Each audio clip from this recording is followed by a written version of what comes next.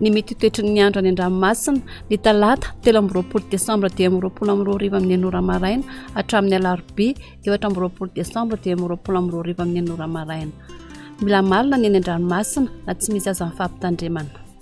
Ho an'ny morontsiraka atsinanana tanjon'ny bombaomby hatrany amin'ny tanjon'angotsy andrahona amin'ny sitokotoko avy atsy matsinanana ny rivotra ka ho 10 hatramin'ny 20 km isan'ora hatratra 30 km isan'ora rehefa manakaiky ny tendrony avaratra anonjabe ny ranomasina avonionja rehefa 5 metatra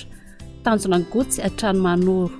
anorona tandrivon-drahona vitsy ny maraina avy atsinanana avaratra atsinanana ny rivotra ka ho 10 hatramin'ny 20 km isan'ora anonjabe ny ranomasina avonionja rehefa 5 hatramin'ny 2 metatra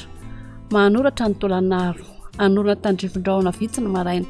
avy avaratra atsinanana ny rivotra ka ho 10 hatramin'ny 20 km isan'ora hatratra 30 km isan'ora indraindray anonjabe na herin'ny ranomasina avonionja rehefa 5 hatramin'ny 2 metatra hatratra 25 metatra rehefa manalavitra ny morontsiraka atsimo atsinanana tolanaro hatrany amin'ny tanjona vohimena andrahona vitsy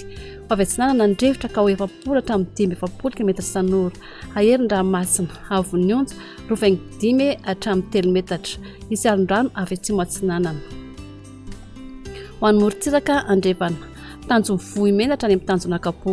mety hisorana tandrivon-drahona vitsy any amin'ny tapany avaratra avy andrevana ny rivotra ka ho 10 hatramin'ny 20 km isan'ora avonionja rehefa 5 hatramin'ny 2 metatra hatratra 25 metatra any amin'ny tapany atsimo no ny alon-drano avy atsimo atsinanana.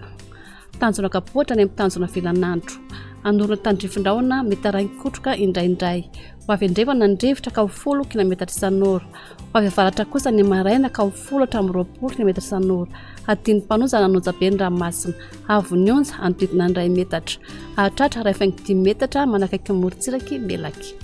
Tanjony velanandro hatrany analalava anorona tandrivon-drahona mety araikotroka indraindray